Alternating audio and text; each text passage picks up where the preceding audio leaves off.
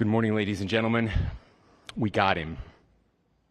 On the evening of September 11th, a family member of Tyler Robinson reached out to a family friend who contacted the Washington County Sheriff's Office with information that Robinson had confessed to them or implied that he had committed the incident. This information was relayed to the Utah County Sheriff's Office and scene investigators at Utah Valley University. This information was also conveyed to the FBI. Investigators reviewed additional video footage from UVU surveillance and identified Robinson arriving on UVU campus in a gray Dodge Challenger at approximately 8:29 a.m. on September 10th, in which he is observed on video in a plain maroon t-shirt, light-colored shorts, a black hat with a white logo, and light-colored shoes. When encountered in person by investigators in Washington County on September 12th, in the early morning hours, Robinson was observed in consistent clothing with those surveillance images. Investigators interviewed a family member of Robinson who stated that Robinson had become more political in recent years.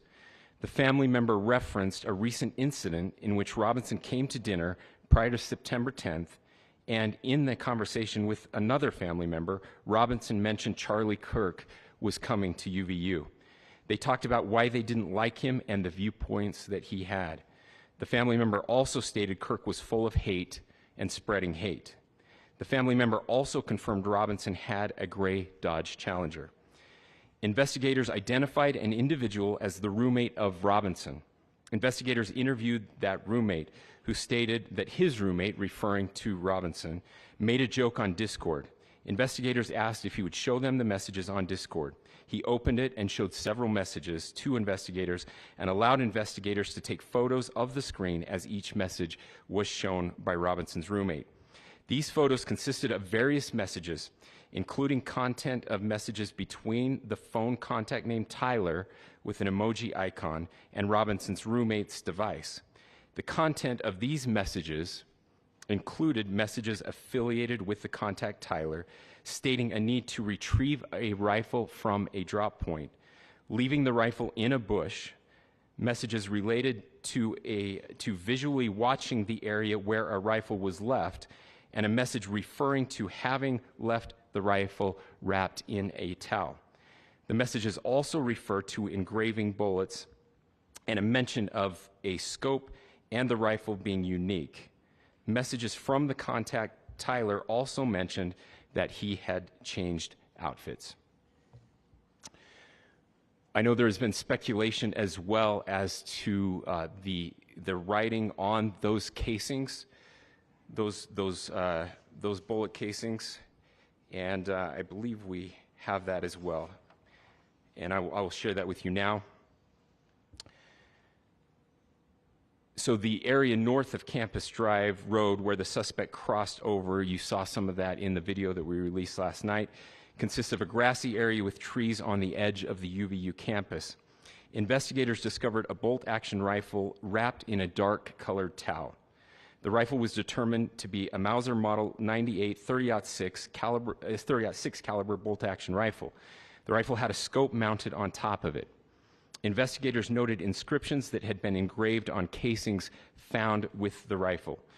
Inscriptions on a fired casing read, "Notices, bulges, capital OWO, what's this?" ?